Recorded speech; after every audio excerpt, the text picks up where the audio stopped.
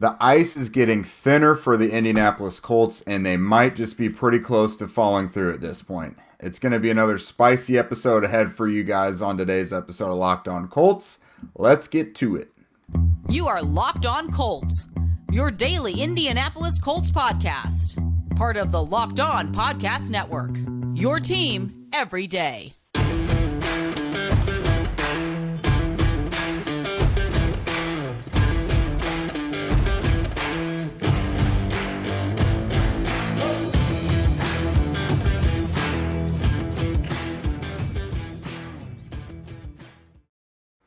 Thank you all for tuning in for another hate listen and making us your number one listen of the day. This is your daily podcast covering your Indianapolis Colts, part of the Locked On Podcast Network, your team every day. Today's episode is presented by Prize Picks. Prize Picks is daily fantasy made easy. Pick 2 to 5 players, and if they score more or less than their projections, you can win up to 10 times your money on your entry. First-time users can receive a 100% instant deposit match up to $100 with promo code Locked On. That's prizepicks.com, promo code Locked On. This is Jake Arthur, joined alongside Zach Hicks. You know the two of us from horseshoehuddle.com. Today we're gonna go ahead and give you our initial reactions on this latest Colts letdown. So they fall 19-10 to the Tennessee Titans. Ho-hum midseason game, right? No, this is big bad. Fifth straight loss to the Titans. They're 3-3-1 on the season now, which of course isn't terrible, but they only have one division game left. They're 1-3-1 in the AFC South. If you hope to make the playoffs, that is a terrible record because, you know, right. you're any tiebreaker you hoped for is now toast. Stop me if you've heard this one before. Offense didn't show up. Defense looked great to a point, but being on the field and, you know, being given bad field position and turnovers and all this, the defense can only hold for so long. So yeah, Zach, what do you think? I mean, I think we kind of knew this coming into this week. I know I've kind of mentioned it a little bit just from my time covering the Colts. The Colts have kind of always been the little brother in the AFC South. You know, they have not won the AFC South since 2016 now? 2015? I think 2015 is the last time they won. Probably 15, because I feel like 2016 was rough with Luck hurt and everything, but yeah. Right, but at least in that time, you know, they were always beating the Titans because Andrew Luck was always beating the Titans, even when they weren't winning, you know, the division back then and stuff like that. But now, I mean, the division belongs to the Tennessee Titans. This is the Tennessee Titans division, and there's no more times that we can say, it could come down to the Colts or the Titans. You know, it could go either way. Oh, it's Colts or Titans. No, this is the Titans division. This division belongs to the Tennessee Titans, and the Colts don't even get the benefit of the doubt of saying like, oh yeah, they could show up this year. They could be that team this year. No, not until they actually show up for one of these games against the Titans, because they legitimately look like the Titans' little brothers right now. This is a little brother football team to the Tennessee Titans because they're kind of built the same way. They're kind of similar philosophies, but they are clearly the inferior team in this matchup. And we've seen it the last 5 times these two teams have played. The Colts really haven't deserved to be on the football field with them. I mean, honestly, the only reason they've kept the two games close-ish this season is because the Titans are one of the worst second-half teams in all of football. So the Colts can kind of come back a little bit in the second half to make it look decent. But no, I mean, the Tennessee Titans are in a different league, and the Titans are not a good team. The Titans are like the Titans are fine. Like, they're a solid team. You know, they have a lot of issues. They can't really throw the ball right now. They have a poor receiver group. They have a good running game and a solid defense. But the Titans are not a team that you can really have the benefit of saying, oh, we're inferior to them. Like, it's not like this is the Chiefs or the Bills. You know, this is a middling playoff team that the Colts are clearly not on the same level with. And they just have not shown up against this team for over 2 years now. I mean, it's over 2 years that the Tennessee Titans have just beat the brakes off the Colts every single time they've played. So yeah, I don't know. I said this morning before the game started, I said that this game would really tell us a lot about this Colts team. Are they finally going to turn that corner and be a team that could win the AFC South? Or are we going to see that same average team that's maybe competing for a wild card spot? And today, I mean, the optimistic view, if you want wins, obviously, is they're probably an average team that's competing for the wild card. I mean, more realistic, they're probably like a 6-7 win team, you know? So I don't know. it sucks, and it was so predictable coming off of the high of that great win against the Jaguars. It was just kind of predictable that the way that the Frank Reich tenure and the Chris Ballard tenure has gone, that they would just come out and lay an egg against the Tennessee Titans the next week. So I want to say this is surprising and we're upset about the loss, but it's kind of par for the course with this whole regime and this whole tenure. It's bad, man. Again, for all you guys who have been Colts fans for the last 20 years, through the Peyton Manning era, through the Andrew Luck era, I mean, you never saw the Colts losing to the Titans. They were always beating the Titans. Even in the Titans' best years, they were beating the Titans. Now they are little brother to the Tennessee Titans. The Tennessee Titans are the big brother in this matchup, and the Tennessee Titans own the AFC South, and the Colts do not deserve any benefit of the doubt to say that they have like any right to that AFC South title, because they just haven't shown it. No, you're completely right. They're pretenders. We're just going to keep seeing this yo-yo thing all season where they'll win these games like the Chiefs, and they'll grab that game against the Jaguars. But exactly how expected. We all had that dark thought in the back of our minds that this Tennessee game wasn't going to go well, regardless of their 2-game win streak, whatever. But man, yeah, I think we've just got to completely flush those Peyton Manning and Andrew Luck days away, because this is not our childhood Colts team at all. They are those years are as relevant to today's Colts as the Unitas years were to those Colts. They're just it's nothing. It means nothing. You could say that the Colts are this historic franchise that were dominating in the 2000s. Most winningest team in the 2000s and stuff. And then Andrew Luck never lost to the Titans. This is a different Colts team, and we can't say like, oh, it could turn around with Reich and Ballard. It could turn around with this regime, because we've seen it for 5 years now. This is year after year after year. It's the exact same Colts team. And I'm not going to lie. I had a little optimism they could turn it around today after what they did last week. But now all the optimism is completely gone. And we said, 2 weeks ago going into that Jaguars game, we said that the Colts needed to win both the Jaguars game and the Titans game for us to take them seriously, for them to have a chance at this division and for us to take them seriously. Now that they dropped this one, the division's out of the question, and I'm not taking them seriously the rest of the season. No, I feel totally jaded now. Yeah. And you mentioned it's like the same Colts. It's the same Colts year after year. It's the same script in this game year after year. It's the Titans front seven on defense just bullies the Colts offensive line, regardless of who the Colts have out there. The Colts, the game is somewhat close, but there's some big splash play by the Titans that is the deciding factor. We'll call it the pick six in this one. And then Derrick Henry rushes for over 100 yards. It follows like the same script every single time. The Colts just are not prepared for this matchup whatsoever. And God, I know there's 10 games left, but it just feels like, what's the point? And we're going to get called out in the comments for being very defeatist and like, oh, this like emo self-worth thing is so weird on a podcast. But honestly, like I'm just trying to be honest here, guys. Like we're going to do our best covering this team the rest of the year, but and I guarantee there's going to be some really good high points going forward. They're going to beat like the Vikings by like 2 scores or something, and it'll be crazy. But it's going to be just another middling season where they might squeak in the playoffs, but they probably won't, and they'll end up somewhere between that 13th to 17th pick. And we'll do this whole thing again next year, with whoever is at coach or until there's a major shift in philosophy or personnel at GM and head coach.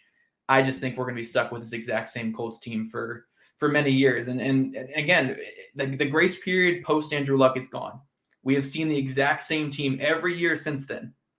So it's like you said, the Tennessee Titans are kind of just the perfect symbolism of what we see in this team, where it's the same script every single year. And we'll see it with more games going forward. But yeah, if it were up to me, up to you, up to all the fans, I think blowing it up right now at the trade deadline the best you could makes a lot of sense. But Frank Reich and Chris Ballard are fighting for their jobs, so they're not going to blow up anything. There's no chance they blow that up. But yeah, it's bad. Again, a team that you've historically dominated is now your big brother in the division. So it's as bad as it gets. It's not as bad as losing every single time you play in Jacksonville and getting embarrassed there, but it's pretty bad. Yeah, realistically, I don't think either of us expect for any huge blow up to happen, whether or not it actually should. But I don't know at this point. But before we move on to discussing the offense specifically, we want to tell you guys about something positive, which is our new sponsor, Prediction Strike. This episode is brought to you by Prediction Strike, the world's first sports stock market. You can now invest in professional athletes just like stocks. It's a lower risk alternative to sports betting, and athlete prices move based on their performances and supply and demand, just like the actual stock market. For me, I've never been into stocks and all that stuff. It's confusing and too much to think about. But when you put it into the terms of sports like this, it's a lot easier to digest. For example, if you invested in Jalen Hurts last year, you'd be up 48.2% right now, as he's an MVP frontrunner. Kyle Pitts, for example, is way down 44.12% after the start that he's had to this year. Unlike sports betting companies, all athletes benefit too and are entitled to a percentage of their market cap. I think that's a really cool part of it, because how much of media do we take advantage of talking about these athletes and everything? They actually get a cut of people, Right. playing games based off of them. So download the Prediction Strike app and use code LOCKED for a free share when you sign up and make a first deposit of $20 or more. That's promo code LOCKED for a special one-time giveaway. Prediction Strike will choose one person who signs up with the code LOCKED and makes a deposit to win 100 free random shares. That could be worth up to $3,000 if you get lucky and receive Josh Allen shares, for example. Yeah. Invest in what you know on Prediction Strike, the stock market for sports. This episode is also brought to you guys by Blue Nile. Whether you're looking to pop the question or have a milestone to celebrate, or you just want to let your love sparkle, Blue Nile can help you make your celebrations even more memorable. As the original online jeweler, geez, that's a hard word for my weird accent. Neither of us can talk today, which is I good. know. Okay, I'm just gonna say it's a hard word for me though. But by the original online jeweler, Blue Nile offers the largest selection of independently graded diamonds and pieces priced significantly below traditional retailers. Blue Nile has helped millions of couples create their perfect engagement ring. Their easy online tools let you choose a diamond shape, size, and clarity, as well as setting style. Blue Nile's bench jewelers will then help you handcraft her perfect one-of-a-kind engagement ring. Don't tell my wife, but it is time for her to get some new jewelry. I haven't got her much jewelry lately, so I did go all out on that wedding ring a couple years ago. But yeah, it probably is time that I go to Blue Nile and then start that. So make your moment sparkle with Blue Nile. Go to BlueNile.com and use code LOCKEDON to save $50 on a purchase of $500 or more. That's BlueNile.com. Code Locked On to save $50 on your purchase of $500 or more. BlueNile.com. Code Locked On. All right, Jake, let's talk about this offense. I'm so excited. I'm pumped to talk about this Colts offense. I think, this Colts offense sucks. It's terrible. It stinks. And I said at the end of our prediction show for Friday's episode, I said the only things holding me back is I wanted to see one more week of this offense looking good. And obviously the fact that I had to pick against the Colts because it's my thing. But now I'm 1-6, so look at me. I'm turning it around. But I think Derek Schultz said it really well earlier. He was like, okay, which should I take with this Colts offense? Should I take the 5.5, now 6 games of evidence that this offense is really bad, or the one time that they look decent? Which one is more of the trend, and which one is the outlier? And I think we can confidently say that Jaguars game was an outlier. Yeah, that's absolutely for sure. And honestly, the thing of it was, I've been asked about this a million times over the last week. Are the Colts going to win? Blah blah blah. My answer is always, if the offensive line does its thing yet again, they'll be fine. And here's the thing: maybe I'm wrong, but I didn't think the line was that bad today. No. Like, there was some pressure on Ryan, sure, but I am not hanging the blame on the line for this one. Like, we were willing to do the first several weeks because the line was terrible. I don't know why the offense was so bad today. I really don't. They were not productive. I would say they were just like last week, where the offensive line was below average. It's just Matt Ryan was not finding receivers, or receivers weren't getting open, or there was just some kind of miscommunication. I mean, the pick 6 was a miscommunication between receiver and quarterback. So whatever happened today, yes, the offensive line shares blame. The offensive line, again, the highest paid offensive line in football, and we're just praying that they're below average every single week. That is a major, major problem. However, they were not as bad in this game as they were the first couple of weeks, so kind of improvement. Like I do think the offensive line today was firmly below average, but whether it was fumbles, interceptions, Matt Ryan not finding guys, or guys not getting open, the offense again showed that they can kind of move the ball, but they can't really turn that into points. And yeah, 10 points against a Titans defense that is allowing a ton of passing yards and a decent amount of points against. Like it's just, again, it's kind of what we expect in this matchup. It just kind of happens every time. Yeah. So let me clarify what I said. Our bar is now pretty low for offensive line play. I'm not hanging it all on them. I think they played okay enough to win. Were they good? No. But I think, given last week's performance, I think the offensive line was good enough to win. But, of course, Matt Ryan's ill-timed pick six, it was a miscommunication with Paris Campbell. I guess it was an option. He was supposed to run out and up. And Ryan thought he was going to be there ready for the ball. Campbell wasn't looking for it, whatever. I really don't know who to hang the blame on with that one. But the next drive, the interception, was just terrible. But man, the drives, let's see. They didn't get points until I think like 4 minutes left in the third quarter, which is terrible. Another slow start. Their first drives were punt, pick six, interception, punt, before they finally got a touchdown. So just a total lack of production. I thought, honestly, the running game looked okay when they used it. Jonathan Taylor only had 10 carries. Yeah. He looked, I thought if it would have been a game where they would have committed to the run, he would have got going. I thought he looked more comfortable than he did earlier in the season. He didn't look totally scatterbrained, like he didn't know where to run. I thought he was a little more decisive.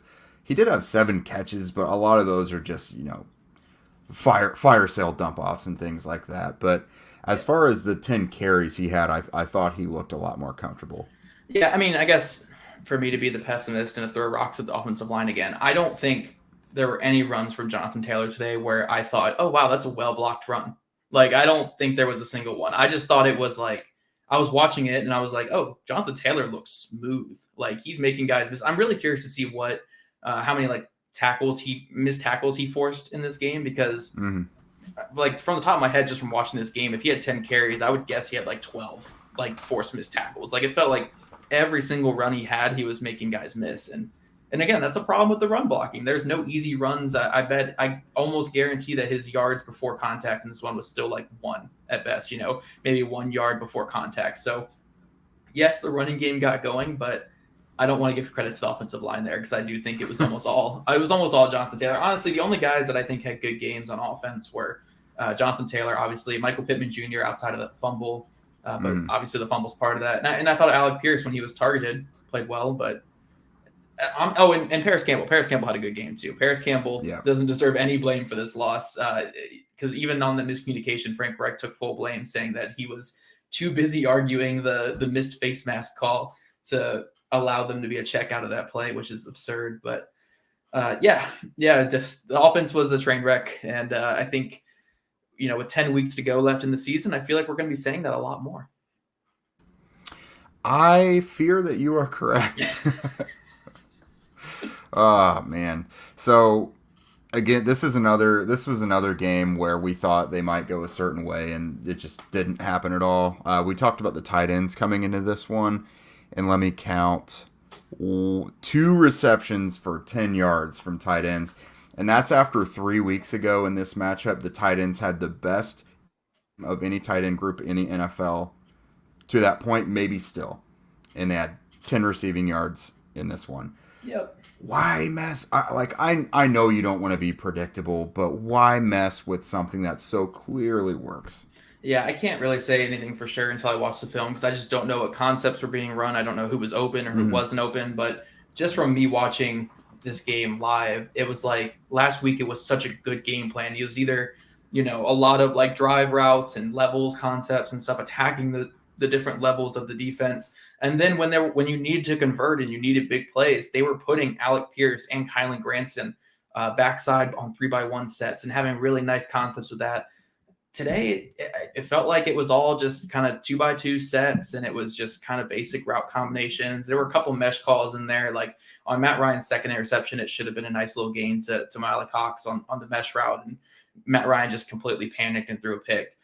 So I don't know how to throw the blame yet at the game plan, but just from the live viewing, it felt like a very, very like standard, basic version of last week's game plan, which kind of led to their own downfall because the Titans had a whole bye week to just watch that game and prepare for it. And they came out ready to stop the no huddle, quick passing offense that was not very creative at all. Mm-hmm. Well, I think I'm done talking about the offense. Yes. I don't know about you, but at least for today, we can move on from that, and we'll talk about our friends over at Prize Picks. Yet again, something that's positive. One of the picks I'm considering this week is Prize Picks' projection of Bears quarterback Justin Fields getting more or less than 160.5 passing yards against Bill Belichick's Patriots defense. Belichick knows how to shut down those young quarterbacks, and Fields has just not been uber productive as a passer. It's super easy to make picks like that with Prize Picks, whether it's on the app or on the computer. Just pick 2 to 5 players, and if they score more or less than their projections, then you can win up to 10 times your money on any entry. Prize Picks offers projections on any sport that you watch, including the NFL, the MLB playoffs, the new NBA season, and tons more. Your entries can be made in 60 seconds or less. It's that easy. Withdrawing your earnings is also safe and easy, which is a big plus. And Prize Picks is currently operational in over 30 states and Canada. Download the Prize Picks app or go to prizepicks.com to sign up and play daily fantasy sports. First-time users can receive a 100% instant deposit match up to $100 with promo code Locked On. If you deposit $100, Prize Picks will give you $100. If you deposit $50, Prize Picks will give you $50. Don't forget to enter promo code Locked On at sign up for an instant deposit match up to $100. All right, Zach. Looking at the defense, I thought the defensive line was very active, especially our guy Grover Stewart. Did you know he had 12 tackles today, which led both teams, and you just don't see that from noses. You just don't. I thought that was too low. I would have expected like 20 tackles from what I saw out there. I mean, oh my gosh, Grover Stewart was everywhere. It felt like every single tackle you saw Grover Stewart getting up from the top of the pile. And Grover Stewart and DeForest Buckner too. DeForest Buckner was awesome today. Super disruptive. Was all over the place.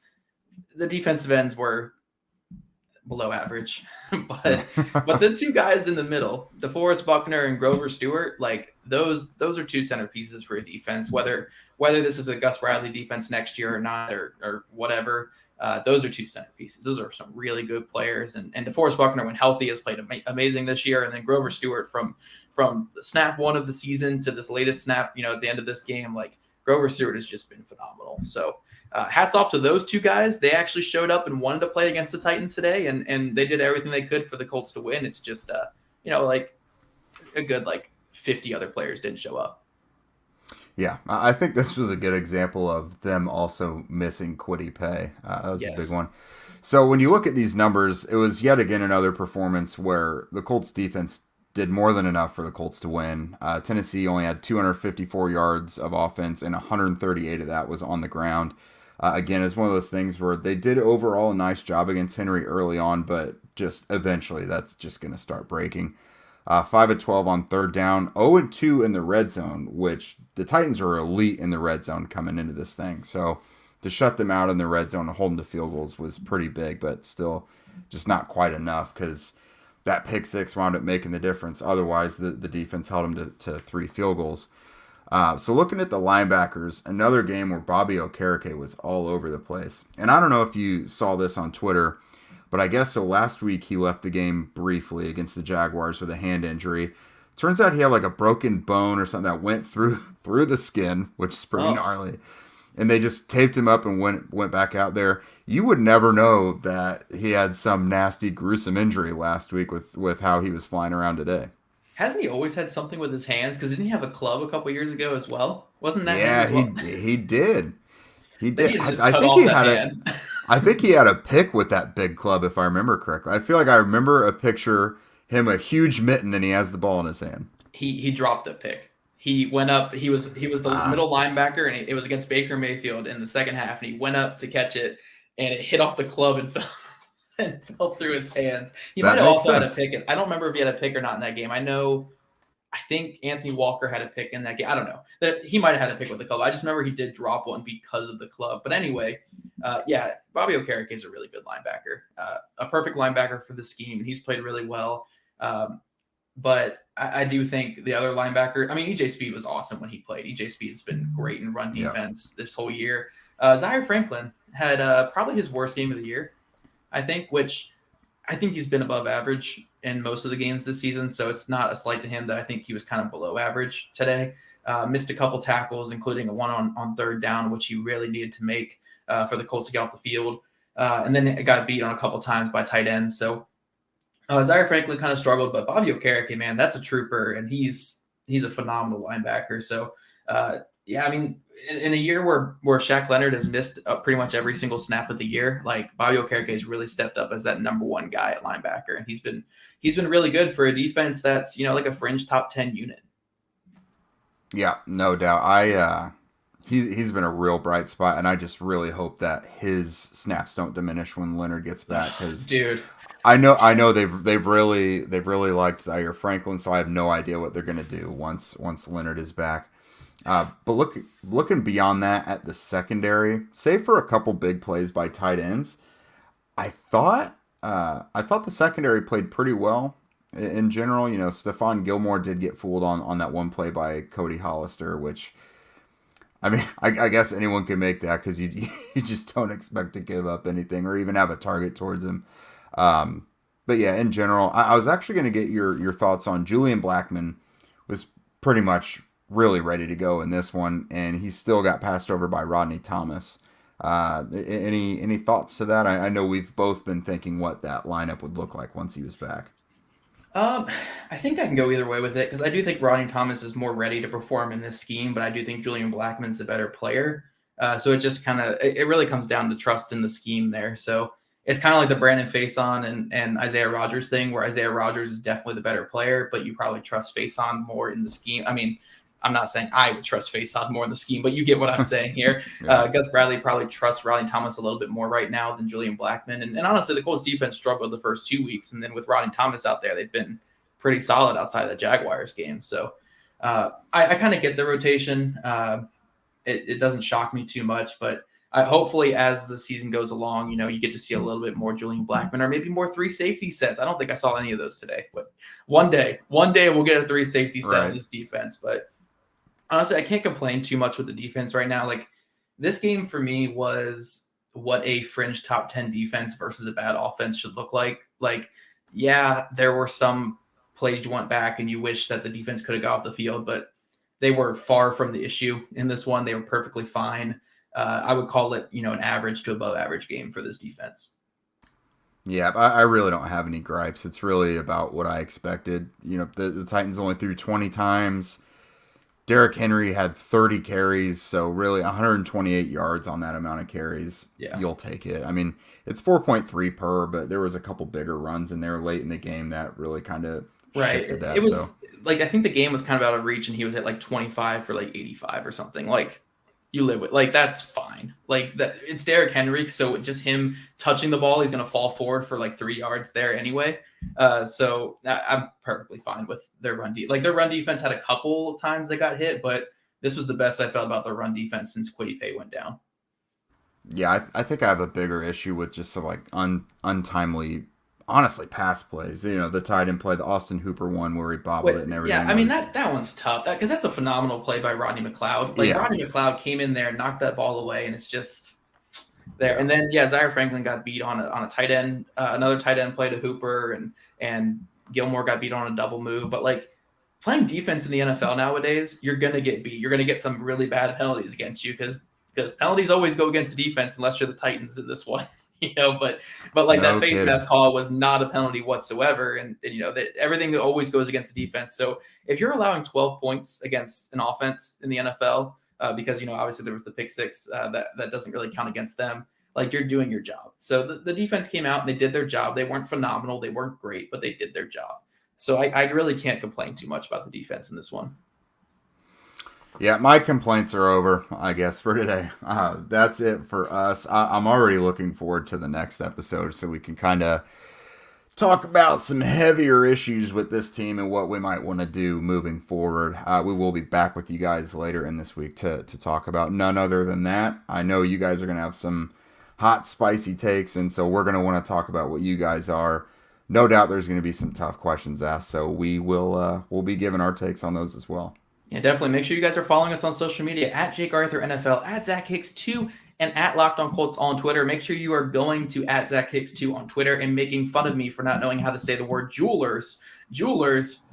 I will practice that in the mirror for weeks until I get it right. Also, subscribe to our shows on YouTube or wherever you get your podcast. And thanks again for making Locked On Colts your first listen, or maybe today, like a little bit later, but first listen every day. For your second listen today, check out the Locked On Sports. From the games that matter from the games that matter the most to the biggest stories in sports. Go beyond the scoreboard and behind the scenes with local experts and insights only Locked On can provide. I mean, with Locked On, you guys get this goofiness right here of me not knowing how to pronounce words. Like, come on, you want to go to Locked On Sports today for the real professionals. Available on this app, YouTube, or wherever you get your podcast. We'll see you guys this week. Tuesday, coming hot at you. We will see you guys this week. We really matched the Colts' effort today. We did. We did.